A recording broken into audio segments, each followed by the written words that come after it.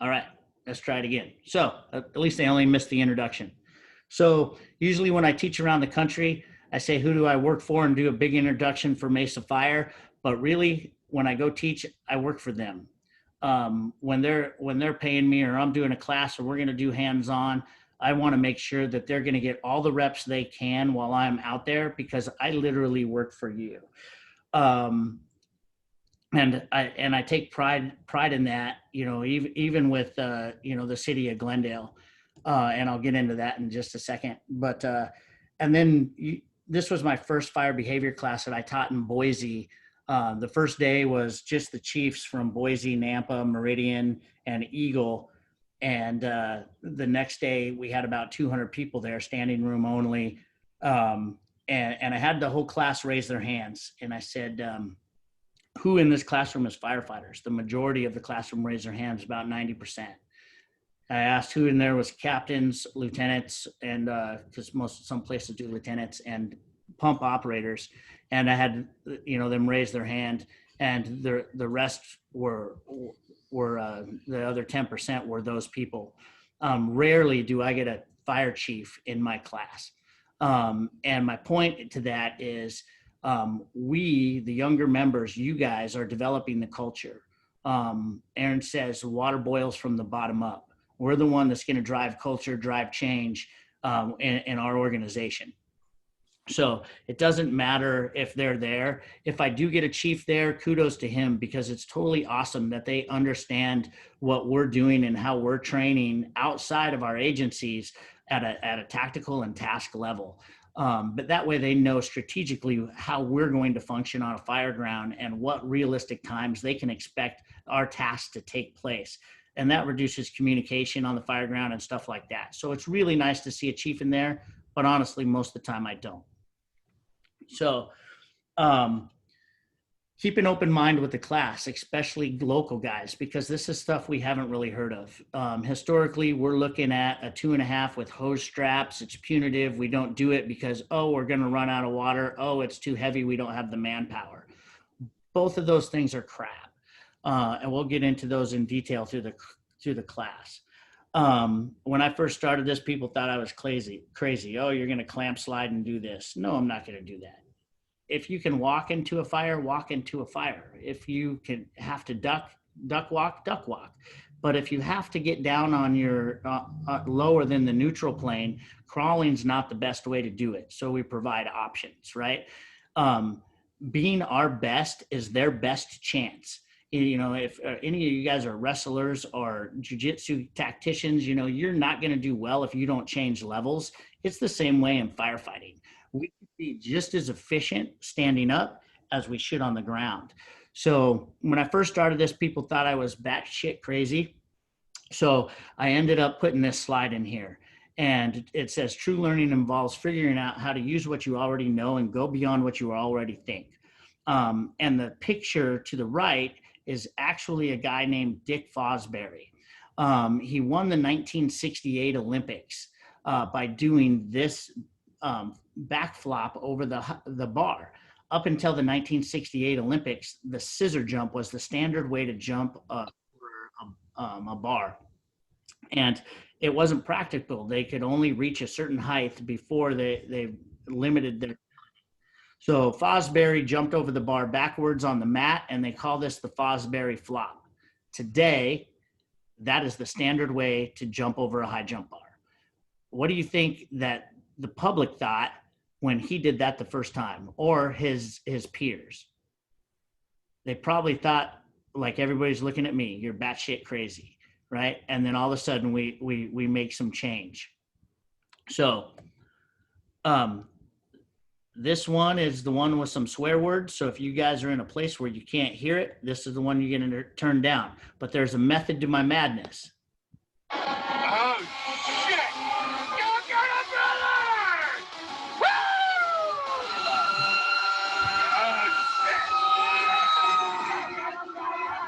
Oh, shit! Oh, shit! 18 trucks!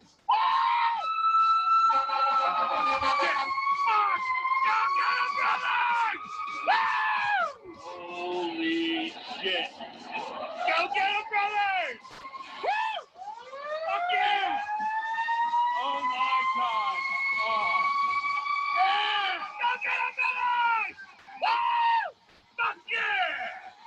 Here we go, boys. Holy shit! Go get him! Woo! Fuck yeah! Go get him, brother! Woo! Fuck yeah! Go get him, brother! Woo! Fuck yeah! Holy shit! Go fucking get him! Fuck yeah, brother! Woo! I cannot believe my good fortune! Holy shit! Oh my god! Go get him, brother! So I put this slide in here actually for a few reasons. One, when I was developing the program, you know, my wife is a corporate litigation attorney. So I never win an argument, right? You're not going to win an argument with your wife anyways, but let alone one that does it for a living. So she's sitting next to me and she looks at me and she goes, "You're not going to put that in your presentation, are you?" And I went, click, yep. And instantly I felt like I won an argument, right? The second part of that, I look over at her and said, "Hey, honey," right? Because now I got to push it because I won. I said, "Hey, how many people do you think are out in front of your law firm going, go get them, lawyers, fuck yeah," which she instantly went, and then I felt like I lost. So the other reason why I put that in there is because as corny as this guy is, and I love him, the public has an expectation for us. And the public has an expectation when they call 911, your all hazards fire department respond to whatever ridiculous emergency they have, and we fix it, right? Chief Dennis Compton used to say, we're in the worst day of their life business. When they call 911, we're just going to go out there and we're going to fix their problem. That's it. That's their expectation for us. And it's to do our job and do it well. So I gotta move this slide. So I live in the city of Glendale. The city of Glendale, and I border Peoria. I'm right in Rovey Farms, right on 89th Avenue in Northern. So the automatic aid system at my house is going to work really well. And I honestly think the city of Glendale and the city of Peoria have some of the best firefighters around. I play this video because I want to make it personal to us in Arizona. And this one looks really bad. You know, I debated whether to play it or not. I mean, it has like 160,000 views on YouTube. And when I say we have expectations as a public, we need to solve their problem when we get there. You know, I spent some time with Glendale Fire after this, went for 4 or 5 days on my day off, and we just did work several years after this video. But most of them were in, you know, either Copper State Fire Conference in Chandler this last year or Arizona State Fire School. And they changed a lot of their philosophies because of this class. And, you know, part of this is not the guys on the street. It's administration and policies that we have made or made us believe in that we have to do. And this run right here where I play the video, they show up on a working garage fire and they lay a supply line in from the corner. Somewhere along the lines in the Phoenix regional system, we said we're going to lay a supply line to all working fires. And there is some real validity behind that, but we don't need to do it all the time. You know, the captain gets paid a lot of money to do an efficient size up. And that size up is knowing what resources you have coming and how far they are out. In my case, in Mesa, it's the same way. You know, I can't get an on-scene report out without 3 units on my butt that I need to assign. So you have 1,500 gallons plus of water on scene when you arrive. So we can make a lot of difference with just that amount of water without that primary unit laying a supply line. I taught a class up in Idaho, and they had a policy like that. They said, hey, we have a policy where the first in unit lays the supply line in if it's a working fire regardless, and they run 2-person engine companies. So they had a report of an infant trapped upstairs, and the hydrant was on the end of the street, and the house was like 2 houses in. So the engine drove down, made a U-turn, dropped the supply, drove all the way back before they went in. The infant died in that fire, and I'm not saying that it wouldn't have anyways, but was that its best chance of survival? Right? That's what we have to ask ourselves. Are we, is this action that we're taking going to give them the best chance to survive? So I'm going to play the video and we'll talk about this and go from there. This guy is the captain for Mesa Fire. What's He's that? worked with Aaron Fields for Nozzle Forward. He works with Brian Brush for Fire by Trade. Teaches all around the damn country. I've taken his class twice. He's pretty fucking smart dude, man. I don't know who that was, but can I mute you?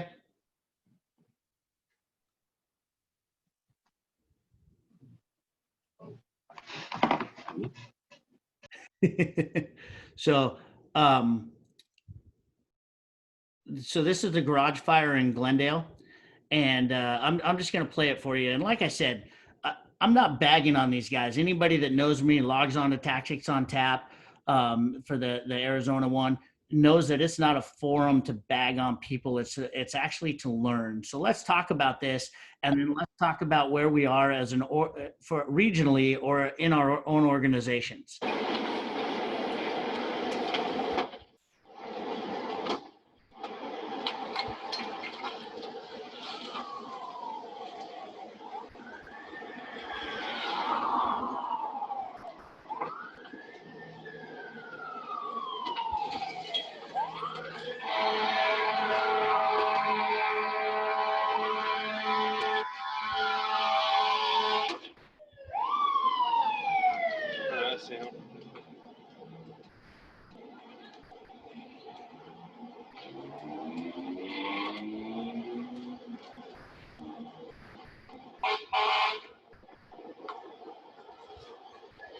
It's probably a cop parked in front of the plug.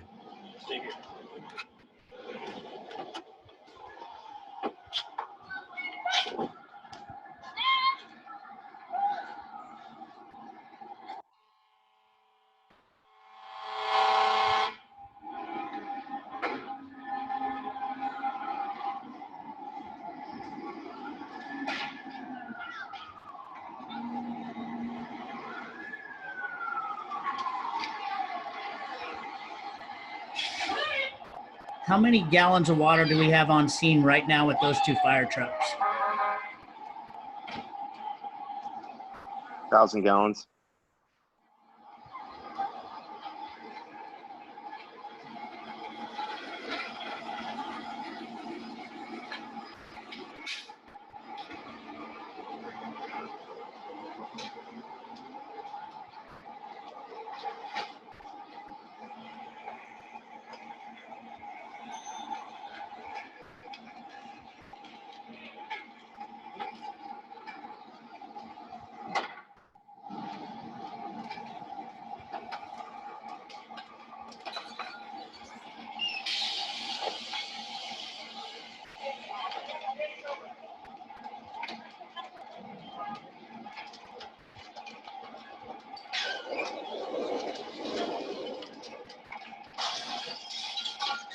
Is that firefighter in an IDLH right now?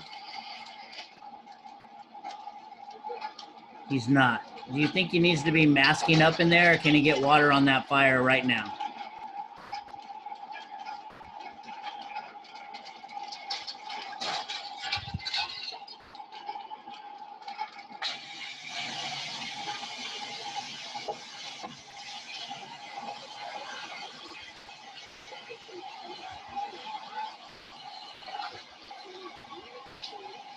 And this video is a little older, so it's before we're going to make a direct attack.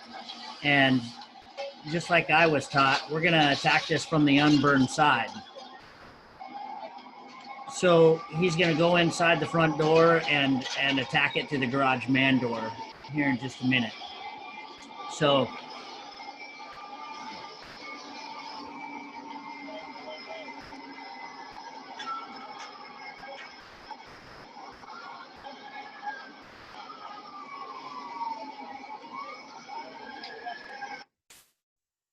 anybody that's been on a minute has had something happen like this to them, right? This isn't mutually exclusive to the city of Glendale, and I'd be lying if I said it didn't happen in my organization, right?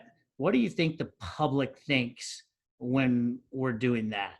When hose clamps are hitting the ground before attack lines, when we come with 1,500 gallons of water in less than a minute, and it takes us 3 minutes to apply water to the fire. This class is about uh, owning your first due. I mean, fiercely owning your first due, coming and fighting the fire with what you have, and dealing with the resources. Um, the city of Glendale is a fantastic fire department. I have a lot of friends there. Uh, we played this video and we watched it together. And Chief LaFont said, "Hey, Chris, that was a new captain and a brand new rookie." And I totally get that. And my response, and not trying to be a jerk or anything, but the public doesn't care. The public doesn't care if we're triple load or Minuteman. The public doesn't give a crap if we're fog or smooth bore. The public doesn't care if we're going to clamp, slide, or walk into that fire. They don't care. All they want us to do is put that fire out, save their belongings, and rescue their loved ones. That's it, right? And I don't look at this and say this isn't anybody's fault on this fire ground. It's the way we're training them, right?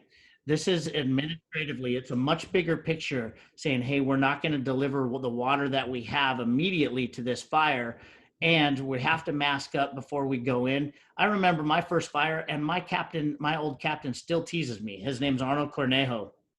It was my 4th day on the job, first day of my second set. I run up and I put my arms out like this. I was like, hey, check me out. And he looked at me, he goes, you look good, asshole, get in there. And every time I see him now in a bar, he goes, hey, check me out, right? It's been 21 years. So, but that's the way I was taught.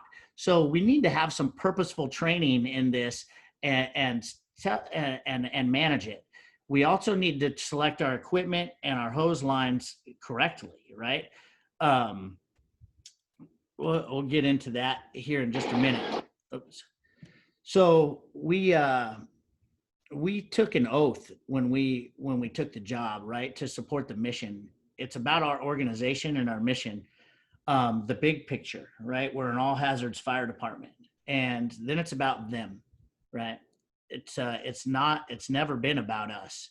So we took an inherent risk to the job, and we've accepted those risks to go in and rescue these people within a risk management plan. And then it's about me. It's about my physical training. It's about what I have to offer, and about the information that I need to share. This picture, I put it in here because I want guys to understand how important it is that, and in my organization, and I can assume we're not mutually exclusive to this, but we're getting really sloppy with overhaul. We're not going in and protecting these people's belongings like we used to. We're pulling down ceiling on stuff that doesn't need to be damaged. And then I look at this and say how important it is to this lady to bring out an urn of her loved one or a picture that was important to them. I hear people say, oh man, well, they're insured. Well, you can't insure that, right? You can't insure that memory of hers or whatever took place, or that loved one. That's not an insurable item. So we need to own that. We need to get back to the fundamentals of firefighting, and not to an extreme. God, we have SOPs that say conserve water because you don't want to damage the drywall. Well, whoever wrote that had their head up their ass. That drywall is not staying in there, right? Everything dries out, nothing unburns. However, we have to do our due diligence to save their belongings at the end. It is about them, right? So let's talk about some statistics just for a minute. And I don't know if Chris Stewart's on here because I can't see this, but I know he was part of the UL board from Phoenix on some of these studies. I had Robin Zavotek out in November to come talk to some people in Chandler. And I know we sent our whole recruit class talking about survivable spaces and the effects of the hose stream we use, interior and exterior, on firefighter safety and occupant survival. We talked about air entrainment, toxic gas times, search times, and what we did with steam burns versus scalding and stuff like that between solid straight streams and fogs.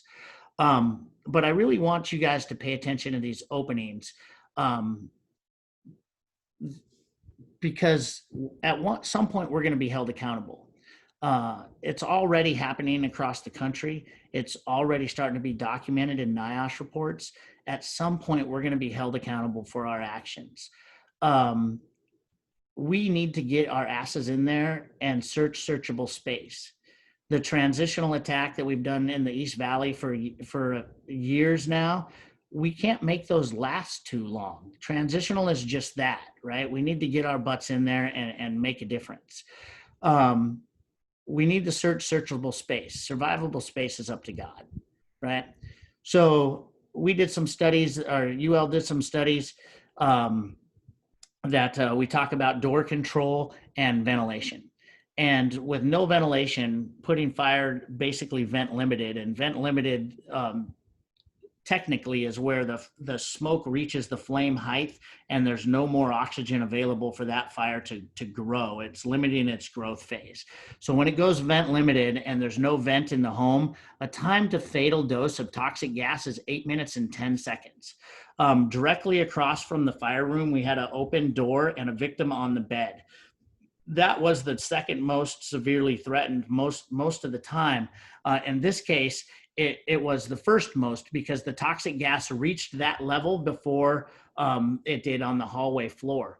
So we're paying attention to the gases. Now let's look at what happens when we have a single vent opening. The time for toxic exposure goes down almost 2 minutes, right? So the hallway floor, now we're looking at reducing our time for 6 minutes. You got to think of our on-scene time here too. So time is of the essence right now, right? When we have two openings, a front door and a window or a slider, right now we've reduced their time to 3 minutes. But if you notice, it's not toxic gas anymore. It's thermal exposure. So the fire is growing rapidly the more air we introduce to this thing, right? So we need to limit the openings right away, and then we need to get our asses in there. 27% of the victims are found by the initial tack line, right? So finding the occupant has to happen right away. Interior search and rescue operations can and should proceed simultaneously, regardless of the attack. So if you choose to do a transitional attack, your next crew has to go inside. Or you need to limit the time of the transitional attack, reduce that thermal insult, and get your ass inside. These people are drowning. They're drowning in products of combustion and smoke. We have to get in there and change the environment.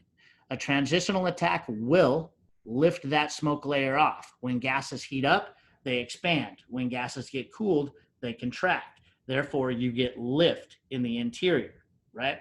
So we will buy them time by that transitional attack, but it doesn't mean we camp out there and do that stuff. Smoke inhalation is associated with 84% of civilian deaths. They are drowning. Don't camp out outside. Get in there and do our job. These are Arizona statistics that I took from 2018. Even though the fires are down, look at our death rate, right? Look at our dollar loss. I'm not sure what that trend is, but 2020, we're on the same track. We've already had 17 deaths in 2020, and I haven't got the dollar loss number for obvious reasons, because we're not there yet.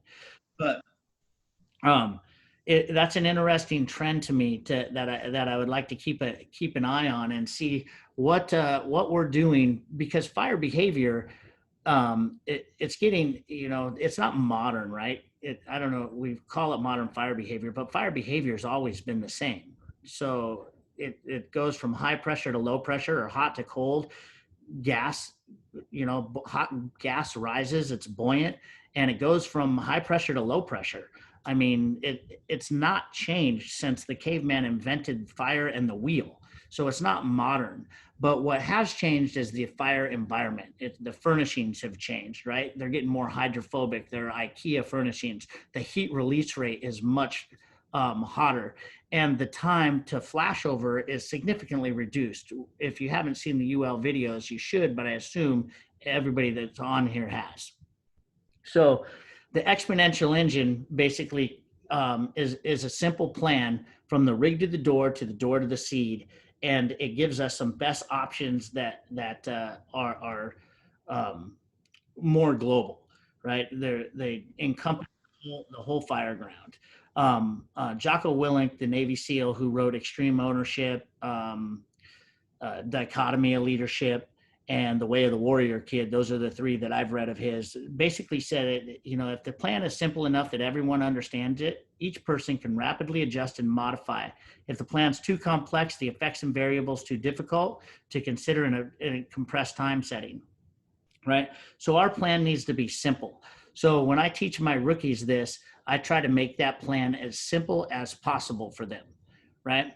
So when we get into this, we talk about equipment development and operation, the line, location, and the length. We'll address 3 fire flow formulas, rooms, floors, and buildings on fires, and the 3 handline choices that are the most common for us, right? Da Vinci says simplicity is the ultimate sophistication. So those of you, has anybody heard or seen Dr. David Griffin?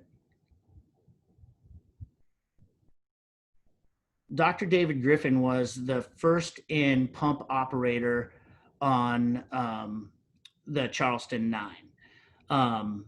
He comes around and basically they pointed fingers at him for not getting water to the firefighters in time, and the death of 9 firefighters.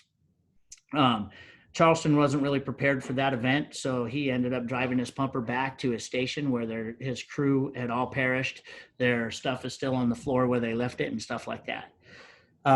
He had severe PTSD, tried to commit suicide multiple times, and then he ended up basically cage fighting and becoming some absolute monster. He's about my size, but he was 200 plus pounds at the time, and just destroying people in the octagon. His wife basically said, "Hey, I'm leaving you," and he said, "You can't do that. You're my biggest support network." And she said, "Well, you're a monster, and you're not the guy I married."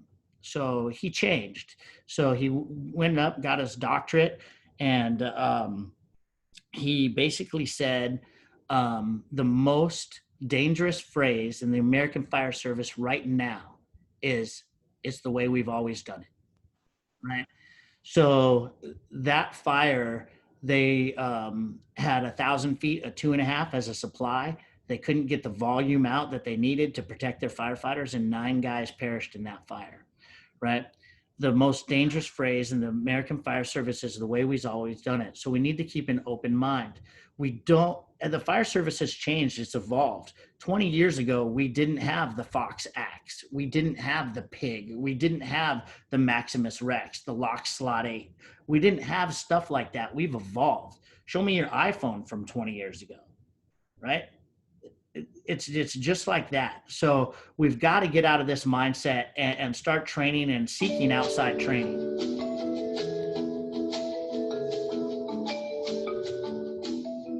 A group of scientists placed 5 monkeys in a cage, and in the middle a ladder with bananas on top. Every time a monkey went up the ladder, the scientists soaked the rest of the monkeys with cold water.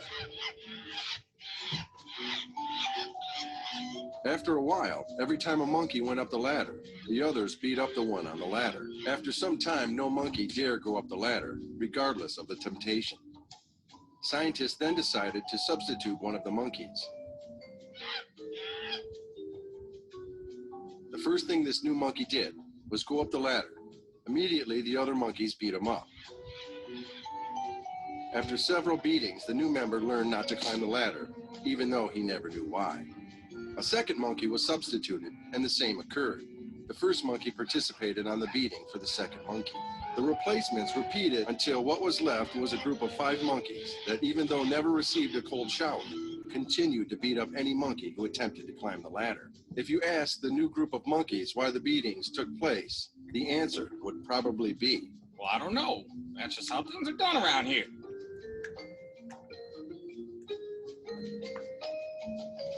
That's pretty much sums up at least a lot of stuff in the organization. So I'm, you know, I kind of push that a little bit, and some people don't love it, but I like the challenge what we have and try to evolve a little bit. So um, the firefighter size up. The firefighter size up is different than mine as a company officer, right? You're looking at the whole picture, your fireground factors, your rescue profile, you're fitting all of this into your risk management plan.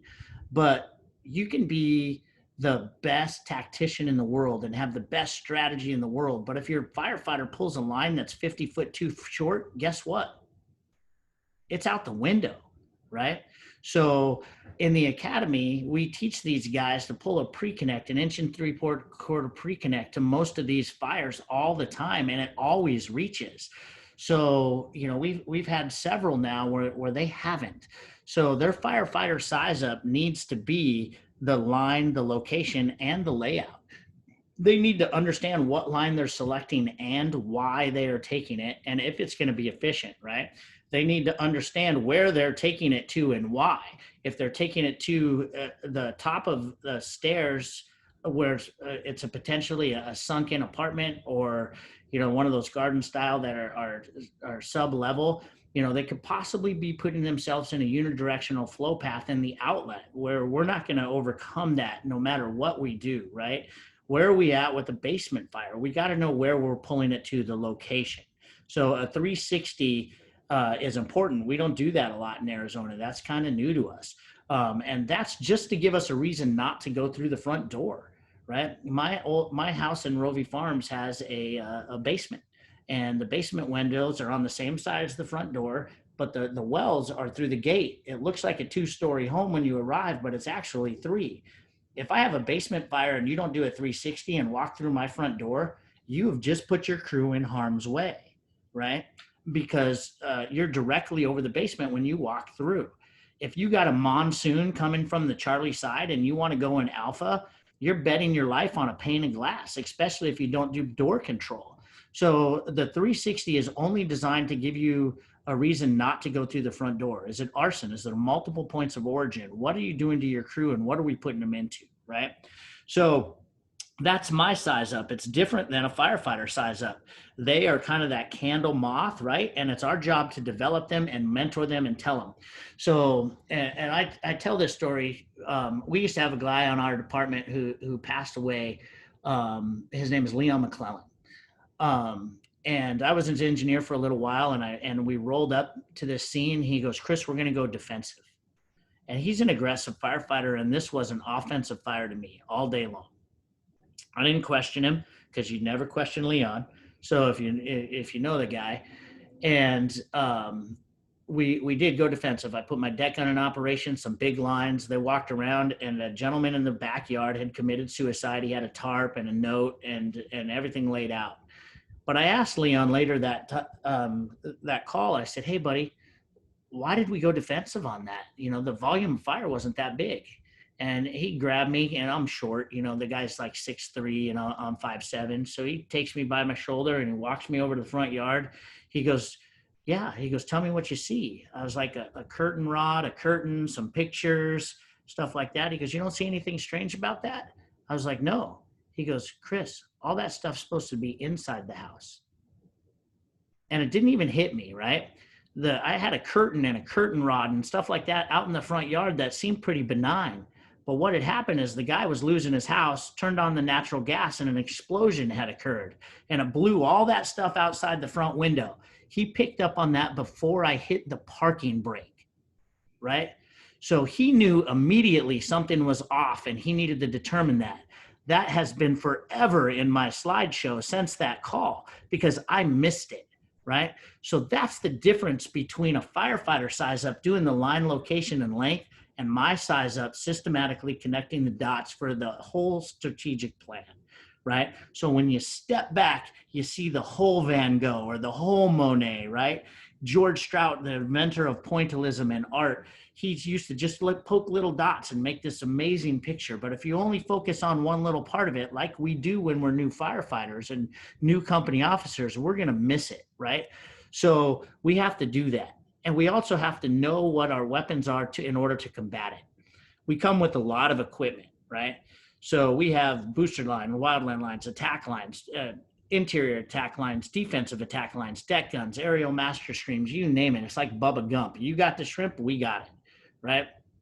But when it boils down to it, we need to get our weapon selection dialed down, and we need to start looking at it culturally different than I've ever been taught. The fire department, this is Colonel McRaven. He was a Navy SEAL commander for 32 years.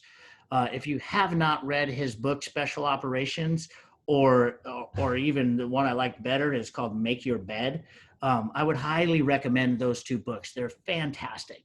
But basically, the fire departments and Army, the engineering companies that are special operations, the engines, trucks, rescues, ambulances are small attacking forces arriving early into the engagement to battle a much larger or well-entrenched opponent.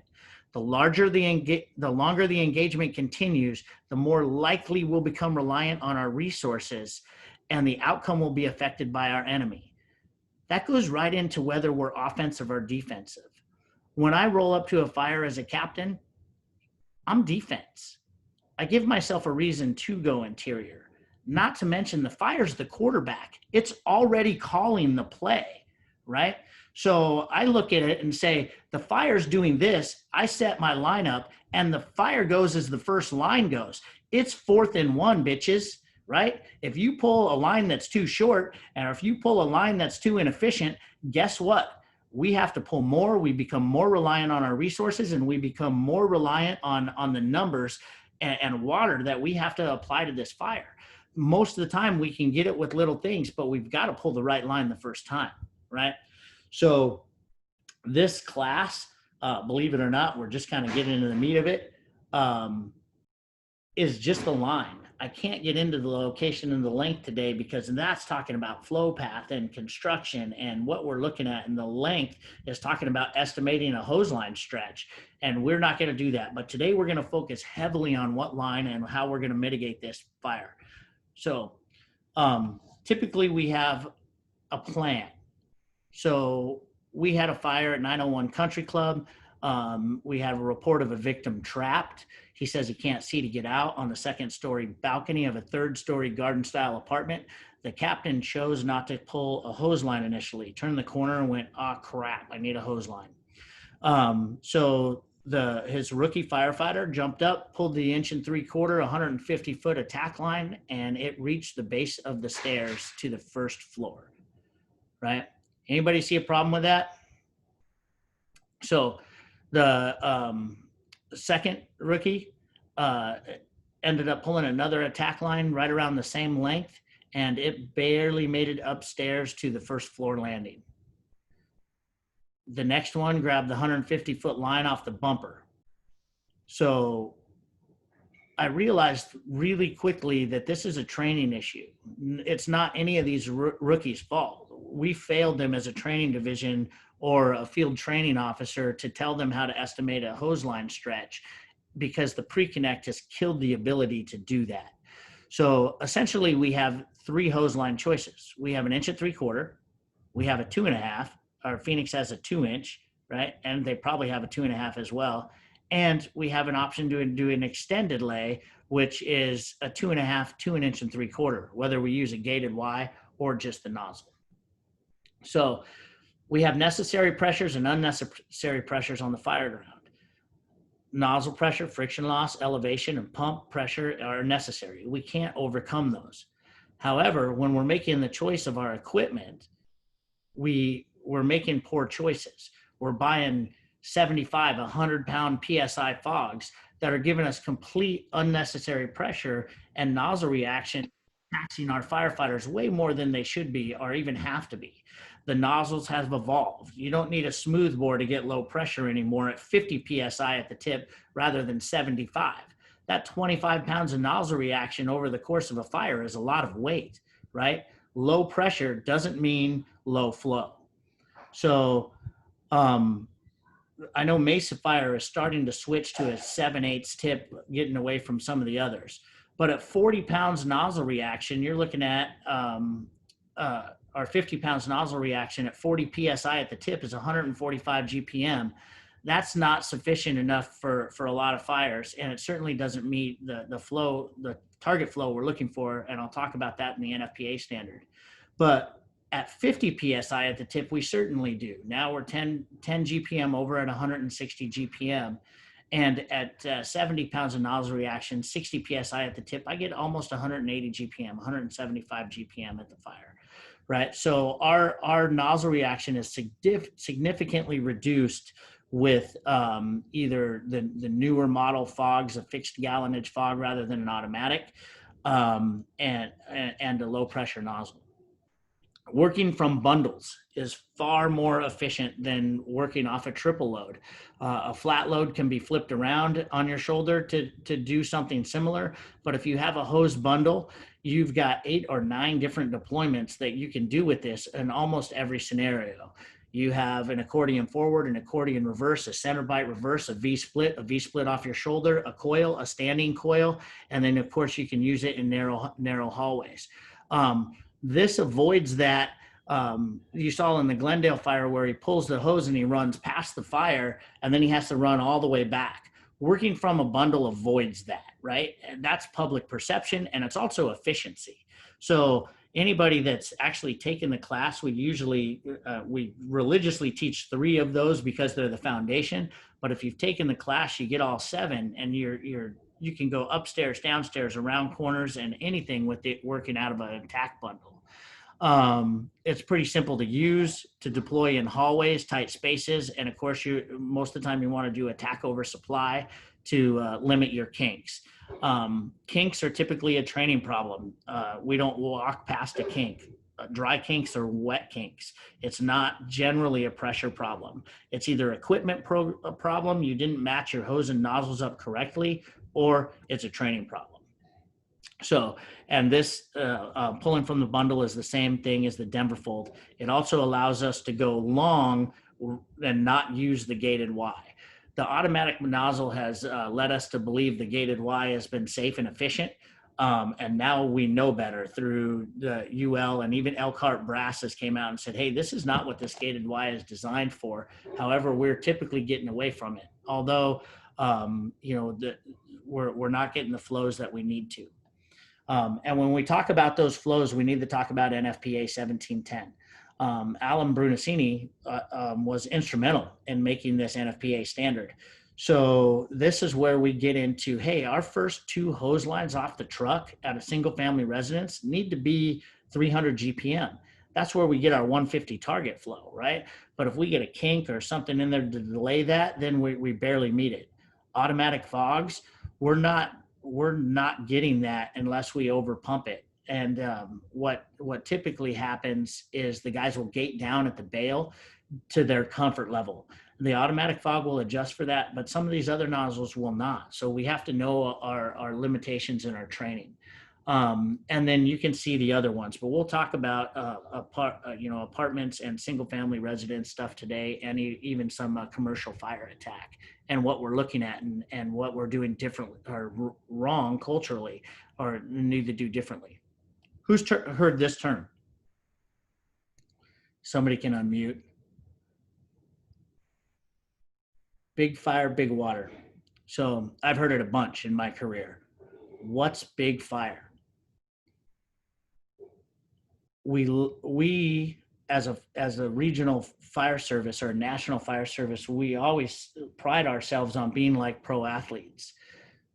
We're nothing like that. We don't watch tape, as much as we should. We're not doing it every day. We'll criticize some of our sisters and brothers on YouTube, but we never get the full picture, right? And that's not necessarily right. But big fire, big water is different for everybody, I would assume. In here, my rookie has a different belief of a room and contents fire being a ripper than I do, right? Does everybody agree with that statement? or what is big fire, big water? Does your organization outline this for you? Anybody? Nope. I think it's just all perception and experience. Perception and experience. I agree. Up to this point, that's all we're going off of. I had one guy when I was teaching down in the Tucson area tell me, "Hey, it's 400 square feet," and I said, "Hey, where'd you get that number?" He said, "I don't know, but it's in my SOPs." And I said, "All right, let's talk about that, right? Because we need to be on the same page. If we're not, then that's a big problem. So let's talk about some of these flow formulas that have existed forever. The Iowa State University flow formula is known as the Royer-Nelson, right? You can Google this. They did a bunch of studies, and it hasn't been recent. This is not new UL studies. This is the 1950s. Go on to YouTube after this class and look up the Royer-Nelson study. It's actually called the Nozzleman. It's part 1 and 2. It's made by a company that still exists today, Akron Brass, and they talk about fire flow formulas and interior nozzle work. Now, there's caveats to these that you have to understand. There's 30 seconds of water flow. More than half the structure involved changes their study, and the studies that they did had one single opening, right? Later on, this ended up to be taken over by the United States Navy and a gentleman named Lloyd Lehman. The Navy, this is why the fog nozzle became so popular, right? Because they would use a shipboard fire with a single opening that they could isolate in a completely metal container. And they took a fog nozzle with a fire in the back, and they hit the surfaces briefly, creating a huge amount of steam, right? So that they determined, wow, the fog nozzle can absorb 9,000 BTUs per gallon of water. Well, that's huge, right? But it's a shipboard fire with one opening. Our houses are not shipboard fires, right? I am a badass pallet firefighter in training. You could put any number of pallets in front of me in a building that doesn't fucking burn, and I'll put it out if you let me, right? But that's where some of these studies come from. And we've got to understand the whole thing and what we're looking at. So the Iowa State University is basically length times width times height divided by 100. And then the National Fire Academy came out and said, okay, Iowa State University, you did a really good job at interior nozzle work, told me about air entrainment, which way I should rotate my nozzle and how fast I should rotate my nozzle for the most effective fire attack for fire containment or confinement. National Fire Academy said, well, I want to know how much it is to actually put the fire out. I don't want to contain it. I want to extinguish it. So they came up with a little different flow formula to do this, to put the fire out, which is length times width, divided by 3 multiplied by the percentage involved. Now, neither of those formulas are simple to me. And going back to the whole Da Vinci thing, simplicity is the ultimate sophistication. You have to take that National Fire Academy formula and just simplify it, which is GPM times 3. So if we take 150 GPMs and multiply it by 3, we get 450 square feet of fire that we are capable of extinguishing with an 1 3/4 fog nozzle at 150 GPM. Okay. That's 450 square feet. How many of you have a spare bedroom right around 10 foot by 12 foot? I do. That's 120 square feet, right? So if I take 4 of those, visualize 4 of those in your head in any configuration, 4 of your kids' bedrooms, side by side, stacked up on top of each other, 2 by 2, however you want to visualize it. Do you guys all have that in your mind? 120 times 4 is 480 square feet. How much did I just say we can extinguish with an 1 3/4 fog? 450, right? So any configuration of 4 bedrooms on fire exceeds that. So we need to do a couple things. Either bump up our pressure on our line, depending on what type of nozzle you have, but you need to exceed that 150 GPM rate. In Mesa, we have the ability to drop off the tip of the fog nozzle and go 15/16 and soon to be 7/8 to give us, 175, 182 GPM. So that can overcome it. My other option is to pull a 2-inch or a 2.5-inch, right? But now, after that brief conversation, are we on the same page of what big fire is? We've reached our limit of our first attack line. How many of you guys have a PW can on your rig? PW can is 2.5 gallons, right? When we start talking about the exponential engine, we have to start talking about gallons per second, not gallons per minute anymore, for a couple reasons. Interior fire attack, we're not flowing our line for a full minute down a hallway. I haven't seen it happen yet. I haven't seen it in the hundreds of classes that I've taught, right? We're shutting down these lines in a matter of seconds. So let's talk about gallons per second and how much water damage are we actually doing, right?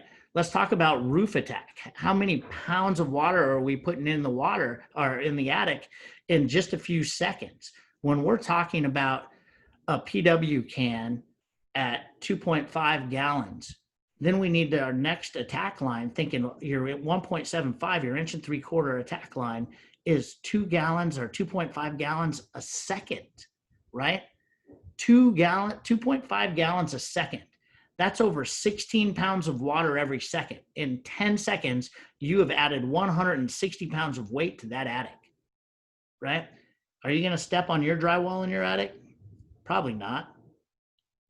So 1 PW can every second is what your 1.75 inch line delivers. Your 2.5 is 5 gallons a second. Your deck gun at 600 GPM is 10 gallons a second, right? So let's culturally make that shift mentally to start talking about gallons per second instead of gallons per minute. And we'll be more effective on the fire ground. We can even simplify it even more. Your 1.75 inch is good for room or rooms on fire.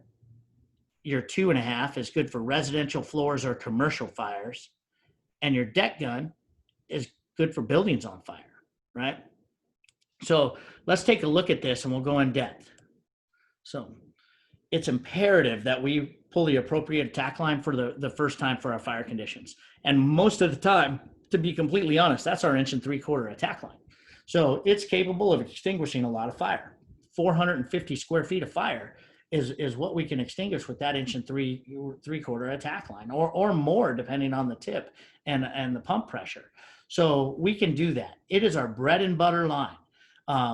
The most commonly used, it's quick mobility. It's good for shorter stretches, certainly good for limited staffing. And arguably the 2.5 is just as good depending on the punch we want for our end game. So we'll take a look at it. So the 1.75 inch attack line, is good from 150 to around 185 GPMs. It's good for about 2.5 to 3 gallons a second. It is going to be room or rooms on fire on your arrival. So that's what I tell my rookie. Hey, jump off and size this up. What's big fire? What's big fire, big water? He jumps out and identifies this right away, says, hey, that's more than 450 square feet of fire, it appears. So I am going to either drop my tip off my 1.75 inch attack line, or I'm going to do an extended lay and probably use my 2.5 inch line to give me bigger water. But he can identify it immediately by saying, hey, those are multiple rooms on fire. I need this attack line, right? So the 1.75 inch is perfect for surface cooling with these fogs. We don't do much gas cooling in the United States, but working with the Sweden and European guys, that's all they do. Now, knowing what I know now, I've been teaching this since about 2015, is we're on point. With all the UL studies and even IFSTA, the TZO patterns, I prefer what they call an upside down. It looks like a lowercase n, but it's basically wall ceiling wall technique. You're absorbing the heat and energy off these walls with this 1.75 inch line, and you start from the leading edge, which is right above you. And your job as a nozzle person is not to just extinguish the fire, right? I hope we all know that by now, but your job as a nozzle person is to create and maintain survivable space up to the point when we extinguish the fire. And that it has to do with smoke and fire attack. I heard, Chris, we don't squirt smoke. Well, if it's cold smoke, sure. But if it's hot smoke, yes, we do. We have to change that environment, right? I've got a civilian back there with an unprotected respiratory tract and unprotected skin. If you don't think you don't need to change the environment for them, take your shit off. Unmask in that hallway. Take your coat off, right? If you're not willing to do that, you need to change the environment. That's when we do squirt smoke, right? We need to change the environment for them, hands down. A wall ceiling wall pattern with your 1 3/4 hand line will give us up to 50 seconds of rebound. That means that cools that environment, right? We don't want that smoke to rebound on us either. We need to keep that back into the room of origin, but we don't want that smoke to rebound on us. But the surface cooling gives us 50 seconds. Now, I'm going to make a statement here, and if anybody disagrees, please chime in. Flashover. Usually I ask the class what flashover is, right? So, but flashover basically starts from the ceiling down, from convection and radiant currents primarily, superheats the furnishing to where pyrolysis starts to occur. The furnishings start off-gassing. Those gases simultaneously ignite, and the room seems to spontaneously combust all at once. Does everybody agree with that statement, or am I way off base? Good? Everybody's agreeing? Right. So let's talk about penciling. I need you guys to all look around the rooms that you're in respectively and and just think about yourself, what's everything above 5 feet? Now look around and tell me everything below 5 feet. Right? Arguably, I'm thinking most of us are the same. If everything in the room is going to spontaneously ignite, everything that's going to kill us is below 5 feet, right? We have to take away one leg of the fire triangle as a nozzleman to maintain that survivable space. We, in this case, using water and maybe a little bit of foam to increase the surface tension on some of these hydrophobic furnishings. But we need to reduce that heat to stop the pyrolysis, and that stops from the radiant and convective currents above us and sweeping the furnishings to get them wet to stop that off-gassing from occurring. And in my area, probably sweep the floor occasionally to get the hypodermic needles out of the way, right? So, but the wall ceiling wall pattern has to do that. Your 1 3/4 is an ideal line for that, right? It's ideal line for these rapid surface coolings and reducing these temperatures. So this is just a video that we took thermal imaging wise, and I want you to watch the moving and flowing technique, because we're hitting and moving or moving and flowing, one or the other, right? So we are creating and maintaining that survivable space through the compartment that we're moving in. We now own it. We are taking it back from the fire. So in this case, the room goes to roll over, and we start the fire attack and drive it back, moving and flowing. Watch the temperature. So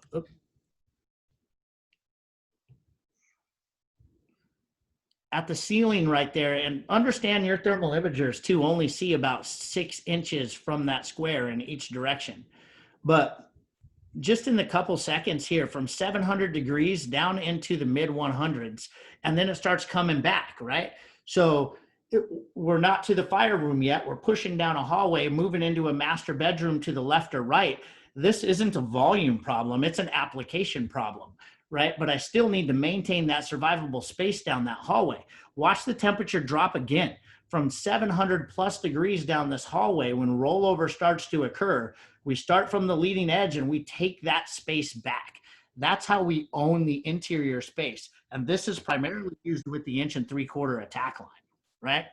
So, but the 1 3/4 pre-connect is not a total engine concept. We need to grow and expand off our 2-inch or 2.5-inch line and stuff like that.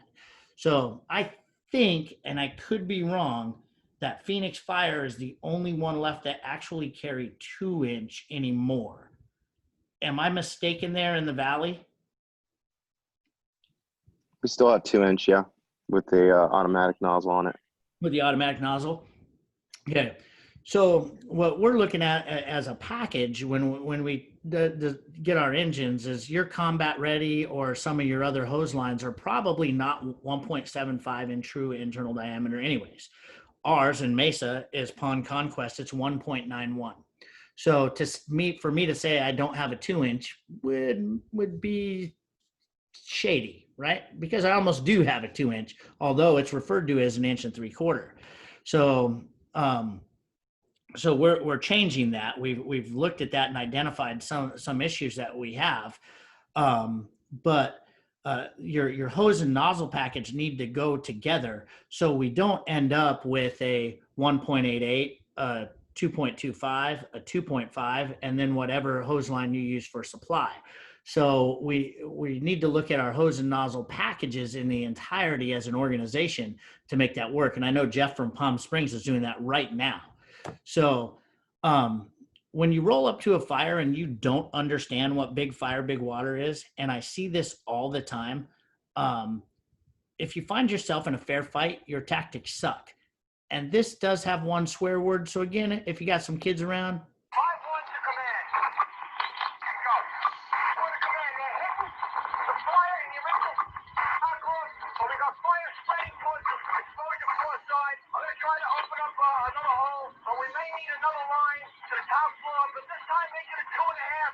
No more 1 3/4. We can't fuck around. simply stated. Right?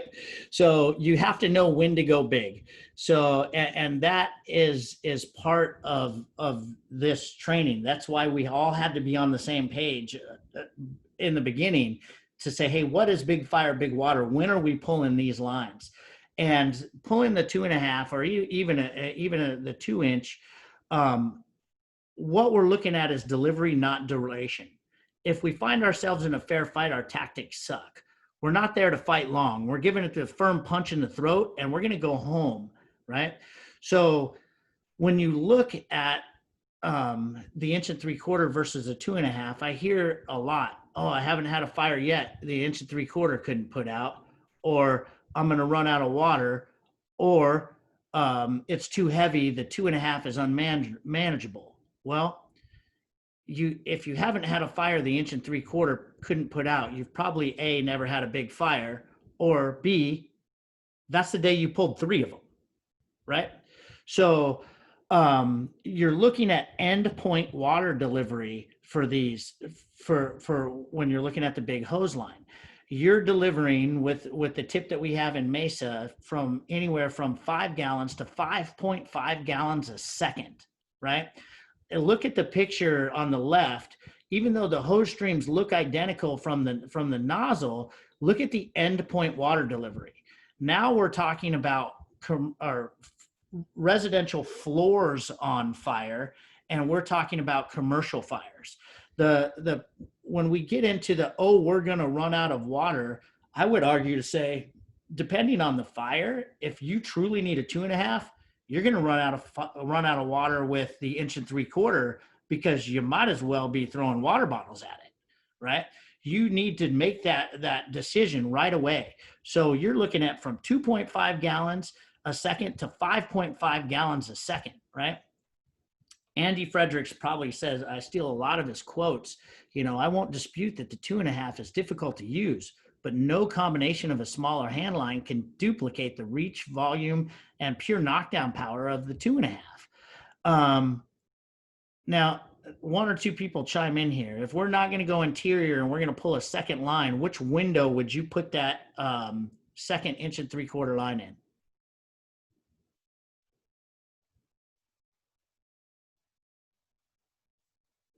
Anybody?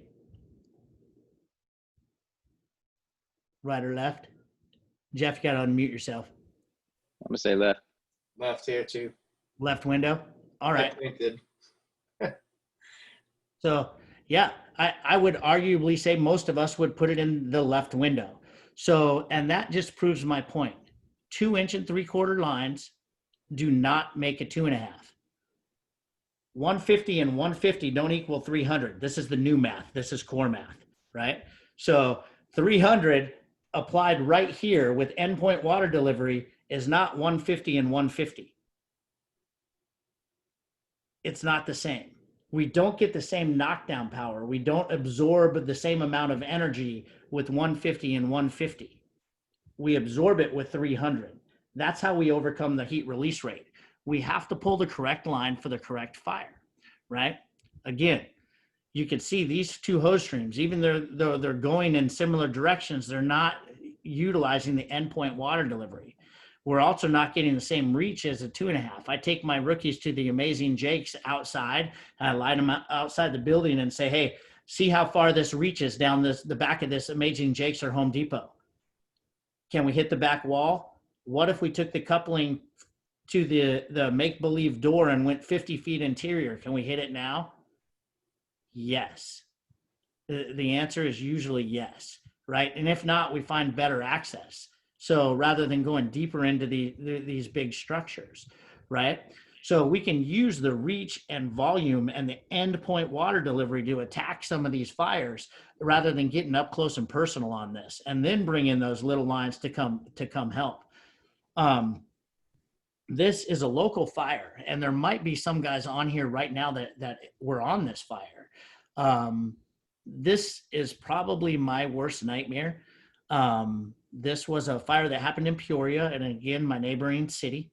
A close friend of mine did this post-incident review. We're old mountaineering buddies together, and they had 3 teenagers trapped in a condo, and you can look this up on YouTube. So I encourage you guys to do that. It's really a great post-incident review. It's called the Condo Fire with Rescue from the Peoria Fire Department. They had 3 people trapped in a condo with only exits on the Alpha side. There were no other exits on Bravo, Charlie, or Delta. The only exits from the layout were on Alpha, and they were blocked from a patio fire. So the lady or the teenage girl made a phone call to 911 and said that they were trapped. The apartment was on fire, and the dispatcher told them to get into the bathtub, shut the door, and cover themselves in wet towels and block the door. That was probably the thing that saved these kids' lives. The fire department responded, and they had some complications when they arrived, and all 3 kids were codes. They had to be revived. One of them got a cyano kit at the end that recovered a little faster. The kicker is the girl's dad is a Peoria fireman that was on duty that day. If you have, I know, and I'm not, and I'm not shy about saying it. If the Mesa Fire Department was a football team, I know the first 11 people or 12 people that I want responding to my house. I could tell you the engine and ladder companies that I want there, and I can tell you some of the people that aren't. We all have those people in our organization, and I guarantee you they're not any of us online on our days off doing some training from some random stranger that you guys have never fucking heard of, right? So, but I play this video because this was the best outcome for this event that could happen. All 3 kids were saved, but I heard this Peoria captain make a statement that actually didn't surprise me, and I want to get into it a little bit because in my organization I still hear it. 32, also be advised, we do have the trapped victims on the phone still. I'm John Alley, Captain, Engine 194, B shift. The first 1 3/4 off our truck made no difference in the fire. Engine 54 pulled a second hand line off our truck. Still no difference. Engine 133 pulled a third 1 3/4 off of our truck, and we finally started to see some effect on the main body of the fire. However, we had the fire extending from the patio into the roof of apartment 41, which is to the east. So even though all three of these kids were revived, let's think about it for a second and say they weren't. The crews pulled 3 inefficient hand lines from the get-go. How upset would you be if you were dad? You don't have to answer it. Just think about it, right? So talking to some organizations, and this one again is not excluded, I get captains that don't know or are not comfortable with an intermediate line. So they'll roll up to something like this and say, oh man, I thought about the deck gun a lot, but the awning was in the way. My initial thought was a deck gun, 10 gallons a second, but shit, I'm going to go for 2, right? So where's the intermediate line, right? We need to be comfortable with that. We wouldn't be okay with it if it was an EMS call and you were working a code on a family member and went, you know what? I'm not going to push epi because I'm not okay with this. I got to check this chat. I got a couple up here. So let's see, Chris, my impression of epi, if I want to apply directly to the seat of the fire as evaluation. Oh, good. All right, there's a couple people. All right, Ricky gave a good YouTube video and flow formula, and one guy had to take off on a fire. So, all right, let's see. Is there any questions that I'm missing so far? No, everybody good so far? All right. So that's that video. And like I said, I encourage you guys to watch that later. So what about the in-between, right? What happens when there's obstructions and we roll up on the deck gun and we get that fire in the middle? What happens when we can't get our deck gun into operation because of this? The 1 3/4 is not the answer, right? We need to address this with big water. That last picture, their egress is totally blocked, right? So we need to mitigate that immediately with our hose lines and throw ground ladders for these rescues. So the good old days, I used to play a video in here. It was a volunteer fire department rolls up to an obvious room and contents fire in an old engine, and they couldn't get the damn thing in pump gear. And they ultimately had to go defensive on the house, wait for somebody else to come because they didn't have any more water than what they came with. And I'm thinking, man, if they only know their history, the 2.5 line is designed to work off hydrant pressure. It's a perfect line to go drill with if you have a plug nearby because you don't need to take your engine out of service. You don't even need to connect to it, right? So in that top left picture, they're hooked up directly to the hydrant. And back in the day, and I posted it on Tactics a few weeks ago, that we used to have a hydrant stack or an Indy stack, or some people call it a play pipe, where we have an inch and 1/8 and an 1 1/4 tip. Well, when we're running off hydrant pressure or steam engines or something like that, way back historically, we adjusted the GPM by removing those tips. That's what we did. But we still have them on the engines today. We don't need those things. We have tips to compensate for that right now. We can adjust the pump discharge pressure to accommodate that end pressure over friction loss. We don't need those stacked tips anymore, but that's historically what they were used for, right? This says don't leave water in the line, meaning that 1 inch tip was never designed to be fire attack. They used it primarily for overhaul back in the day, so they didn't have to use water.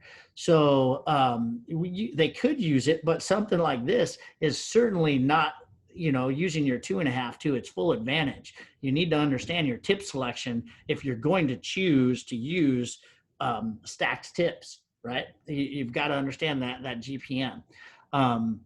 The 2.5 line is used for advanced fire conditions on arrival, defensive operations, unknown extent of and location of the fire, and large uncompartmentalized spaces, right? standpipe operations as well, because NFPA 14 or NFPA 13E is what we're really getting into. If you have PRVs and PRDs post 1993 or pre 1993, then you need a 2.5. I mean, there's no question about it. You're going to get somebody killed or injured if you don't have that option. So just because that NFPA standard doesn't allow for the use of the 1 3/4. That's why we killed the firefighters in one Meridian Plaza. So own our first do. I'm going to play this real quick, and I want you to watch this. This is a fire in Portland. 911. Yeah, we have a fire at the Hidden Court Apartments. What's on fire? Man. This is terrible. Yeah, I know. I just went and got all them people out. Sorry, dispatch calling box 0745. Report of an apartment fire. Hidden Court Apartments, 2305 Southeast 121 Avenue number 29. It's for engine 7, engine 29, engine 19, engine 30, truck 2, truck 25, rescue 7, C3, and C4. Fire map pages 540, David on ops 3. Yes, for dispatch calling box 0745. Report of smoke and flames inside at the Hidden Court Apartments, 2305 Southeast 121 Avenue number 29. Engine 7, engine 29, engine 19, engine 30, truck 2, truck 25, rescue 7, C3, and C4. Fire map pages 5400. David, you'll be on option 3 at 1611. All right, channel, stay close for about a resident number 31 in a wheelchair cannot get out. Engine 7's arrived. We have a 2-story garden-style apartment, several units involved. Engine 7 is going to attack coming outside with a 2.5. Engine 29, are you going to be our next driving engine? We're right now. We're going to grab this hydrant on division. Make it a double header. Double header. All engine companies on this box, make room for the trucks. We've got one narrow access for the whole building. Dispatch, engine 29, we're going to need police for traffic control for our water supply on division and 122, just west of 122. Division 122 west of dispatch copies. I think 330 responding.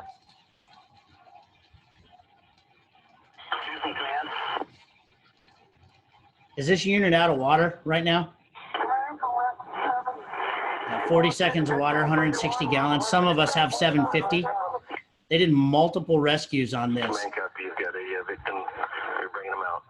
That one hand line, what do you think that did for the thermal insult of these people interior? Apartment 27 up from the second floor. Arguably, we could use a deck gun here, right?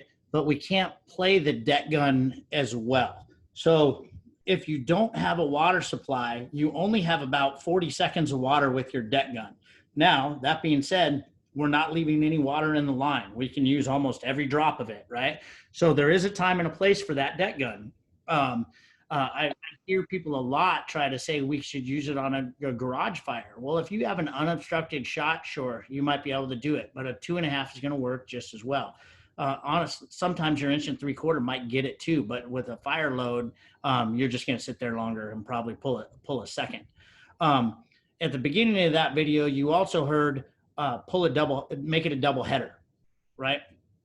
I learned that, and I teach it as a double tap, but it's basically we're taking all 3 ports from the hydrant. I'm taking the steamer and the 2 2.5s and running it to my engine to get every part of that hydrant that I can get for a water supply. We get a significantly more volume of water, even with dead end hydrants when we do that. We just did a little training video on it, so we can vet it through our engineer process.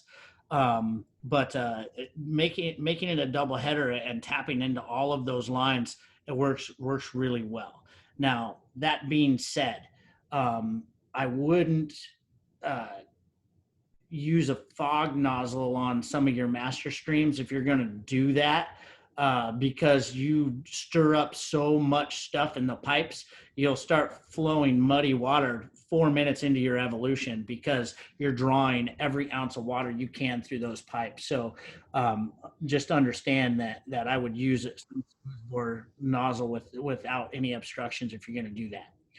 But we got 4 master streams off one hydrant, 2 from a gill ladder, which is a dry ladder, and my deck gun and a portable monitor, and we still had a little bit residual. So it's definitely worth something to play with.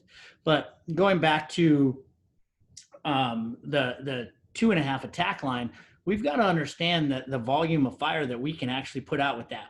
On arrival, would you all agree that that is residential floors on fire? Right? Does that make sense when I say residential floors on fire and commercial fires? That's when we're on. So with all the arguments against the 2.5, it's probably never going to go away in our organization. Only because we have to pump sprinkler systems, we have to pump standpipe systems with a 2.5 or 3 inch. So if we're going to use it, we typically use it for that and attack lines.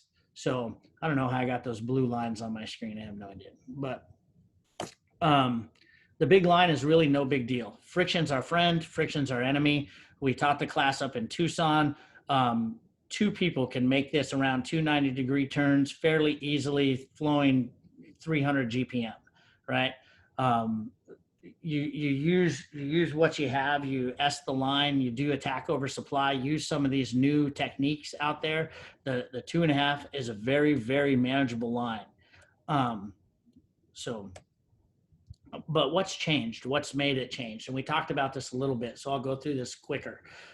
When you got this horse and buggy, when they hook up to a hydrant or a steam engine, they're using a 2.5 and this hydrant stack, right?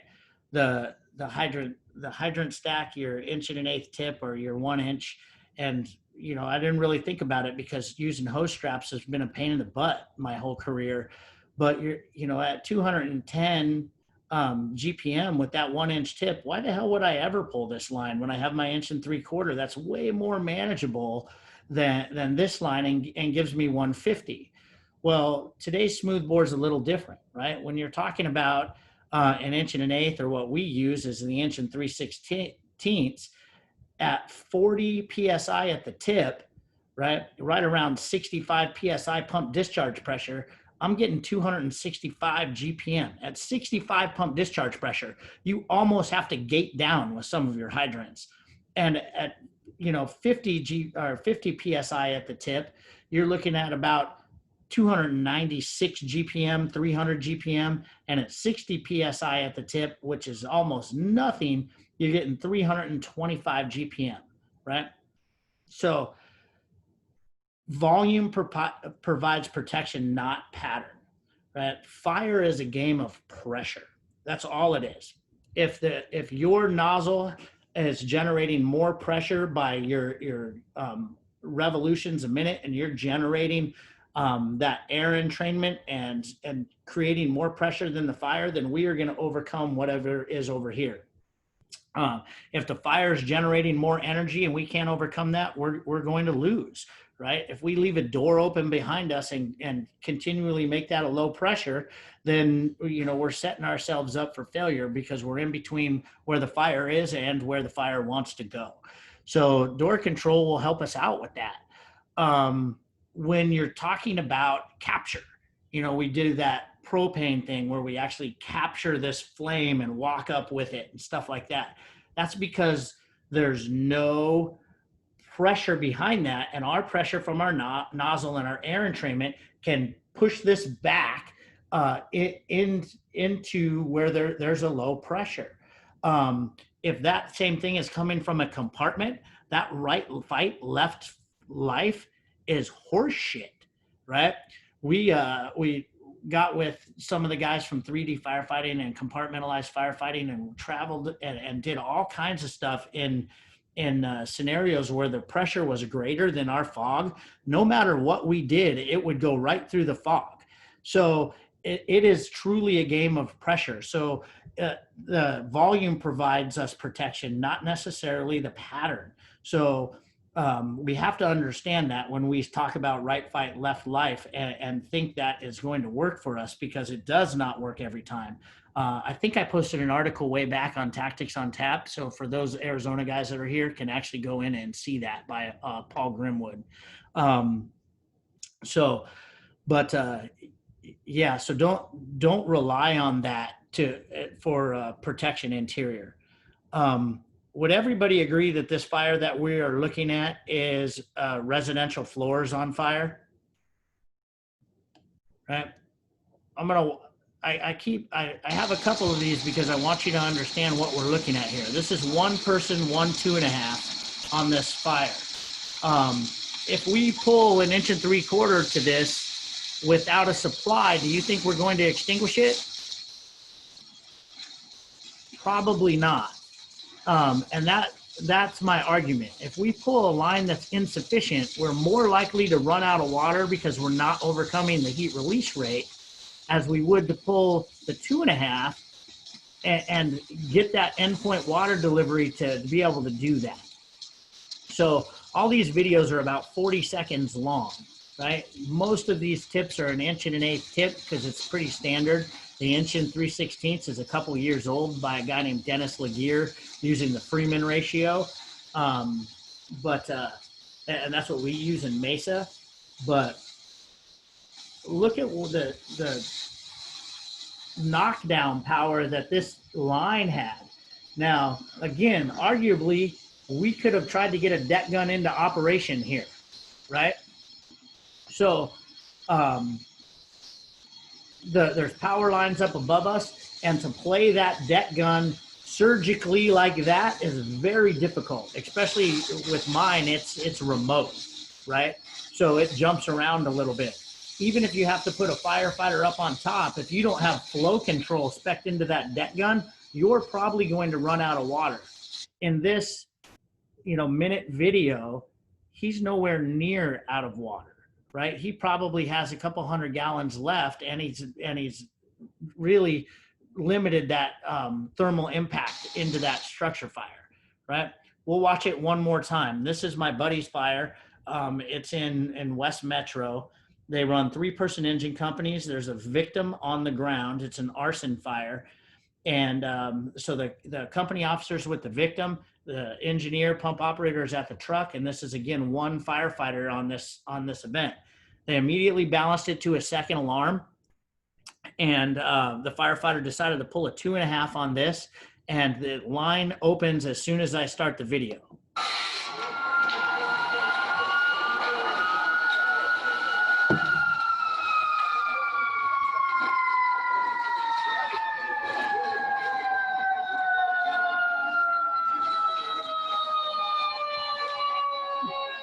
It's like the wind's starting to shift, man. There's the victim on the ground there. And if you look at the trees, there's really no wind. What's happening there is the knockdown power of the line is just driving that fire back. In 32 seconds, he has it back to the patio of origin. They immediately downgraded it to a first alarm and were able to handle it with those local resources. What do you think if we pulled 1 3/4 to that? Right? So we have to use that intermediate line into some of these things. The deck gun is going to be a second option, but in order to play it surgically and get it to where we need it, the 2.5 might be a better option, right? But the deck gun can be used in conjunction with it. A lot of times you just need to think about whatever water supply you have. This is your typical garage fire, right? A little different than the first one we watched.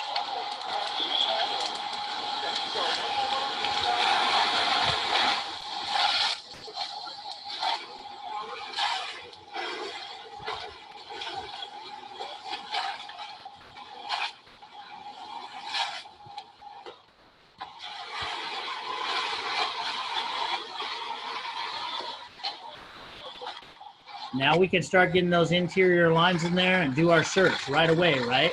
So we're not going to camp out outside. Remember what I said at the beginning of this, is these people are drowning, right? If there's a victim in there, sure, we did them a lot of good by taking away that thermal insult, but we still have to get in there and search that, like right now. Oops. The exterior fire streams are the same way. I saw something that was posted on Instagram from my organization that made me shiver a little bit. That said, hey, a portable master stream is not used for an offensive attack, or it's only good for a defensive attack. I don't necessarily believe that, because we have that 2.5-inch portable master stream option in the form of a Blitz or a RAM, right? The rapid attack monitor, or from Elkhart, or the Blitz from TFT. Both of those are are able to flow 500 gallons a minute, right? So if I'm looking at that in conjunction with one 2.5-inch line, my pump discharge pressure is still really low, but I have the capability of getting 800 gallons of water a minute interior. So we had a restaurant fire not too long ago, a Mexican food restaurant. I came in on the second engine of the balance of the first alarm, and everybody had 1 3/4 off their truck at all, period. There's 3 3/4 hose lines on a fully involved restaurant fire, and they couldn't make access to the front door at all. One of the first things I did is called command and said, hey, is there a unit here that has a Blitz monitor or a RAM? And I'm going to pull a 2.5. And it was too late. Had the initial crews done that, they might have got a hold of it. It was already ripping when they got there. But pulling the 1 3/4 didn't give that place its best chance at all, right? When I'm rolling up thinking, hey, I need 800 gallons a minute to get a hold of this, and then I'm going to see what I got, versus, hey, I'm going to pull the 1 3/4, that's not realistic expectations. So we need to talk about those in our organizations too, and figure out when we're doing this and where we're placing our master streams. And are these streams being used for an offensive attack or a defensive attack? Because we can use them for both, right? This is a fire my buddy Daryl had, or I got the picture from him in Oakland. They did a 3-story attack into this building. They had to pull their hose line up to the 3rd story. And we're talking about, the deck gun would be a good option here to just get this in check while they made those stairs, to not let that free burn and reach that fully developed phase. Which it's rapidly approaching, if not in right now. But we could set that back significantly just from the exterior. But we need to spec our deck guns with flow control. And when you're talking about 10 gallons a second, you have to make sure you don't have obstructions. Somebody showed me something the other day. It was a garage fire, but the garage door was relatively intact, except for the top panel that had folded down. And the chief said, hey, deck gun it. And the captain said, no, I got to pull the 2.5 because I just don't have access for the deck gun. I can't make that with that obstruction, which was probably a good call on his part. So to do it. Most of our organizations don't have flow control on our deck guns. So what happens is the engineer pulls that thing, and then by the time we adjust it, we're running low on water. So we have basically a gate valve attached to ours right behind the stream shaper. So if it's telescoping, though, I can tell you guys, to learn from my experience, if you have a telescoping deck gun, this gate valve has to stay open until it's all the way up, or it creates a vacuum. And when it goes down, it's just like a ladder pipe. It has to stay open, or you're going to blow the seals out of there. But it allows my firefighter to get up on top after it's elevated, and through timing, we have it down pretty well. Then he shuts it, can aim it, open it up as much or little as he wants, let it flow for as long or as short as he wants, and it frees up the engineer to get the supply, get other tack lines in operation and stuff like that. So speccing it with flow control is very important. And of course, review your setups when you're designing these, because you really limit your engineer when you're putting lights and stuff right in his way. So, and then again, when we do this on engine 10, my engineer has a set pump discharge pressure, static. So when it elevates and my firefighter closes that, he'll pump it up to a static pressure. So when he knows he opens it, he has the correct pressure. So we predetermine our pressures before we make operation. And we do this a lot. I'm never going to change this culture, but water needs to go inside the building, not on the building, right? Roofs are typically designed to keep sunshine off us and rain. So if we get a small hole in the roof that it tends to burn through, everything up top here is a gas problem. There's no smoke is fuel, and that's the only fuel that's burning up there. But in order to make a really significant difference on this, we need to take the energy away from whatever's burning inside. The gas is not the problem, and we're wasting a lot. We're absorbing too much of the water through that energy to extinguish that. And odds are we're not getting it in the right place. We're just getting it through where it vented. We have to get it to where the seat of the fire is, not necessarily where the gas problem is. We don't really talk about, gaseous fires and that versus true fuel burning fires. And that goes for interior fire attack too. So we got to put the water in where it counts. The only person that I've ever seen do this, and there could be more in my organization, is a captain named Matt Kobalinski, where he dropped a bucket down to put it into a commercial structure. When you do that, it doesn't necessarily mean we got to stay defensive, because if we give it a firm punch in the throat, it might very well make it tenable for us to get in there and complete, searches of searchable space. It's naive for people to say, oh, that fire looks completely defensive and there's no searchable space in there, right? So again, we have to own our first due. And this was my fire. It was a couple of years ago now. But when I rolled up to it, I saw engine 1 and the BC coming down the street. And you guys know the acronym CHAOS, right? Chief has arrived on scene. That's typically true. But in this case, this chief was on point. So I made the corner. I didn't lay a supply line into this fire because I knew engine 1, I could see him coming down the street. And on my on-scene report, I didn't declare offensive or defensive. If you look closely at this house, there are 2 involved. One is all the way up to the peak of the attic, and I'll try to move my cursor here where my engine is parked. This is a carport. I had 5 cars and 2 motorcycles in here. And this is the second house that was starting to become involved right here. So I didn't know whether I was going to go offensive or defensive or offensive or offensive or offensive. So I didn't declare a strategy. But what I did tell my engineer is to immediately deck gun this. And he said, Chris, you're going to run out of water, buddy. And I said, I know, man. I said, just deck gun it. And the chief came up on the radio, said the same thing. And then engine 6 was coming this way down the street. And he said, hey, engine 6, if engine 10 doesn't put this out with their deck gun, I want you to deck gun it too, right? He knew he had a water supply coming from the left side to me. So he was thinking what I was thinking. Let's drop 1,000 gallons on this bitch and see what happens, right? So in 30 seconds or 38 seconds, I dropped my deck gun on this. And then we started pulling 1 3/4 to get the evacuation and searches done, right, to each house. And when that happened, I show this picture, and how many people would you think this is defensive? Do you know captains or company officers that would call this house defensive right away? Right? I do.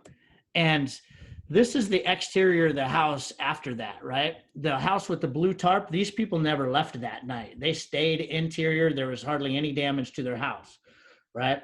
We lost the carport and part of the roof that was above the kitchen of this house, but that's the interior of that house on the right. Is there survivable space in that house? There's damn well searchable space, right? So if I didn't deck gun that right away and pulled 1 3/4 to that outcome might have been different. But that's why I didn't declare a strategy. If you are not getting a 360 and making a tactical decision off of This picture, when you roll up and calling it defensive, you are doing the potential victims in there a serious injustice. We have got to knock this down and then see what we got. It doesn't mean we can't change it later, right? We have to get in there and search searchable space. These people are alive in there, and being our best is their best chance, right? So let's get that water delivered, get it quickly, and get inside and do our job, right? We're almost done here. I play this one because I start getting into the next step. But we have this ladder company on my organization, and I make fun of them all the time. So this is clearly good ladder work. And it's also the importance of a 360, right?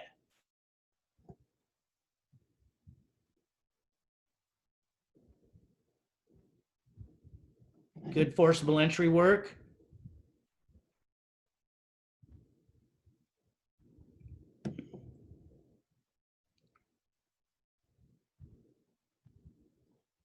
Nice. Do a little VES right into the open carport. So anyways, but that's the end of that, because we start, like I said, getting into the other things. But this is recorded. I'm going to give it to you guys. I tell everybody that when I go around and teach this class, I will give you this PowerPoint. If you want it, I will Dropbox it to you. It's not proprietary information. I didn't make it up. If it wasn't for those guys on that first, that slide, I wouldn't have it. And it doesn't do me any good to keep this information. If you want it, it's yours. But I ask one thing: give credit where credit is due. Don't remove that slide. Those are the foundations where this information came from, right? If you want to add your mentors to it, great, but don't remove it. That's all I ask, right? Give these people credit where credit is due, so we can take this information forward. And guys that have questions and want to reach out, they have the foundation. They can go out and reach these people and call them, right? Call me. If you can hit me up on Facebook. Most of you guys have my number on here, right? If you call me late, like after 11 p.m., you're probably going to have to breathe a little heavy to make it worth my time, but I'll try to pick up. Okay. So I'm here for you guys to make the fire service better. And back to the first slide, with the city of Glendale, I spent days out there on my days off because I have an expectation for them and how their department should work. Your taxpayers, wherever you guys are at, Palm Springs, Superstition, Phoenix, your taxpayers have an expectation for you, and they own your fire department. They're part owners of your engine company, and you should believe that and take all of this with you, right? Love what you do and pay it forward. So, for the city of Glendale, I didn't have to do that, but I live here. If my house is on fire and my family's hurt, I want them to perform and to perform well. So, and so do my neighbors, you know what I mean? So they all have expectations. So pay this forward. And like I said, just don't remove that sliding, and give credit where credit is due. I used to have, and in some of the presentations, I keep a slide from Chief LaFond, who I love and respect, from Glendale, and Hunter Clare from Peoria, trying to implement some of this stuff, in the city. Being an East Valley guy, trying to put this through to the West Valley is crazy, but the West Valley is home for me.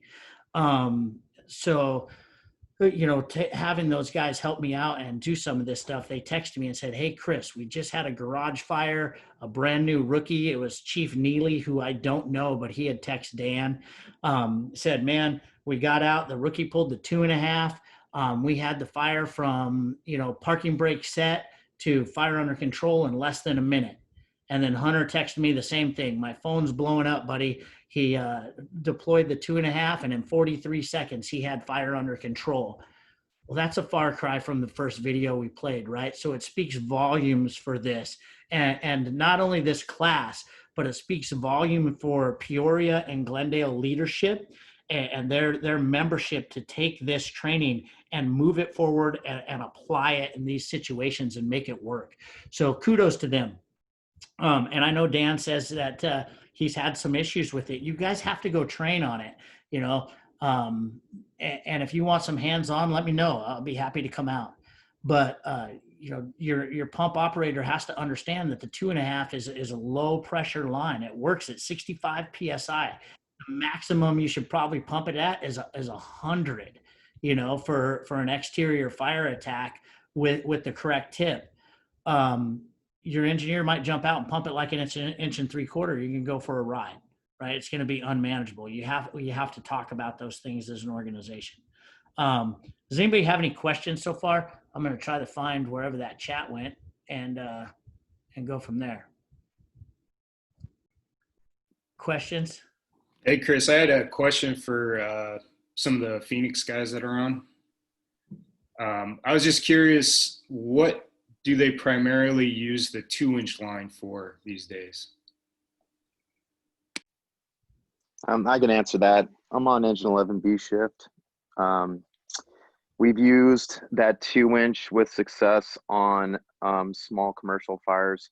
We had a first alarm at the beginning of this year that we showed up heavy turbulent smoke on. We cut a roll-up door, had heavy fire, free burning, and we got knocked down real quick. We also have 2.5s on our truck, which is not standard. We can deploy either a blitz or a play pipe with that, and we've been training quite a bit on it. I've been trying to push, my company has been trying to push using larger lines, but to be completely honest, that 2.5, and part of the reason why I'm here is organizationally, I think there's an opportunity. We rely on that 1 3/4 a bit too much. And we proved on that fire, we saved an entire another occupancy to the east, and we showed up after the next shift just to do a after post incident review, and the guy thanked us. So the 2-inch we use on like small commercial or I don't know, standalone restaurants and stuff like that, or even strip mall fires.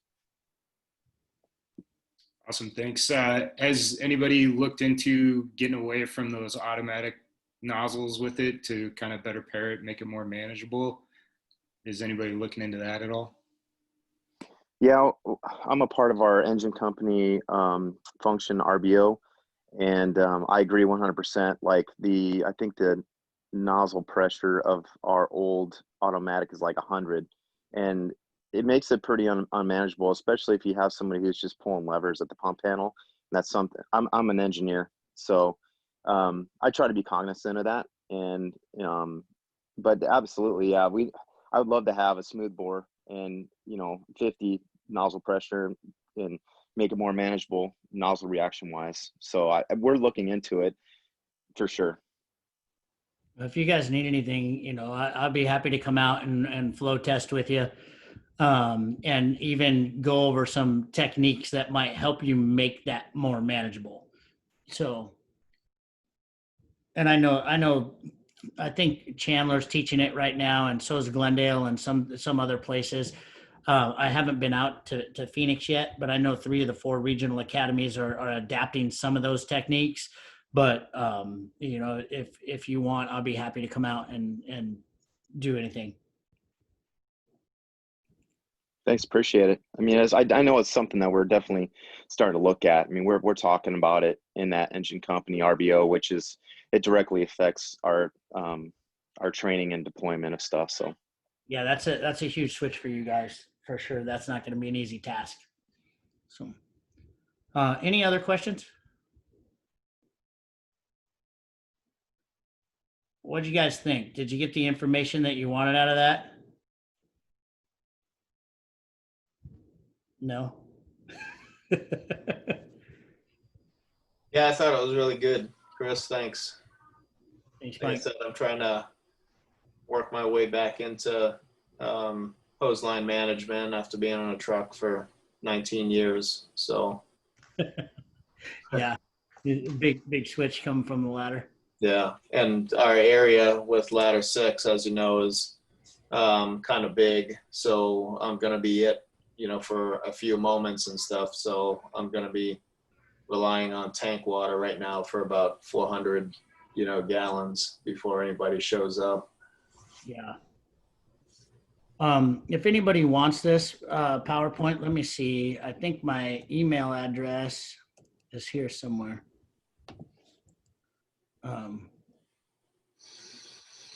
But I'll give you for those of you who don't have my phone number either, if you got a pen, let me know.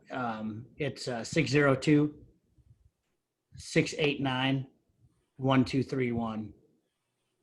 And you guys can text me too. I'll put it in the chat so you have it.